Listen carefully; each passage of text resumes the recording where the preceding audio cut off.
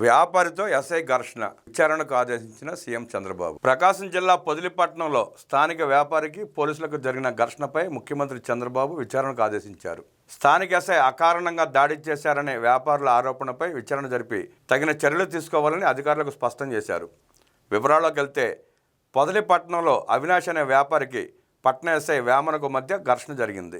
ఈ నెల 24న సాయంత్రం 5 గంటల సమయంలో షాప్ వద్ద లారీ నుంచి ఎరువులను అన్లోడ్ చేసే క్రమంలో వెంటనే లారీని అక్కడ నుంచి తొలగించాలని పోలీసులు కోరిన సందర్భంలో వివాదం రేగింది. తరువాత రోజు క్రిస్మస్ పండుగ సందర్భంగా రోడ్లపై రద్దీ కారణంగా ట్రాఫిక్ను క్లియర్ చేసే క్రమంలో ఇరువురి మధ్య ఘర్షణ చోటు చేసుకుంది.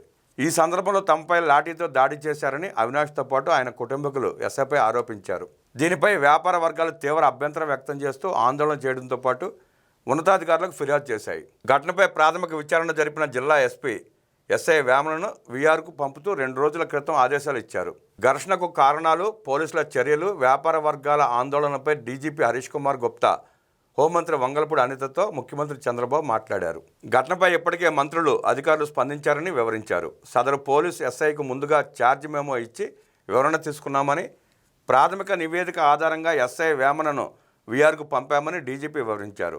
ఇలాంటి ఘటనలు జరగకుండా చూసుకోవాలని, సాధారణ ప్రజల పట్ల వ్యవహరించే విషయంలో జాగ్రత్తగా ఉండాలని సీఎం సూచించారు. పొదిలి ఘటనపై పూర్తిస్థాయి విచారణ జరిపి తదుపరి చర్యలు తీసుకోవాలని సీఎం చంద్రబాబు డీజీపీని ఆదేశించారు. ప్రజలు, వ్యాపారుల గౌరవానికి భంగం కలగకుండా చూడాల్సిన అవసరం ఉందని సీఎం చంద్రబాబు స్పష్టం చేశారు.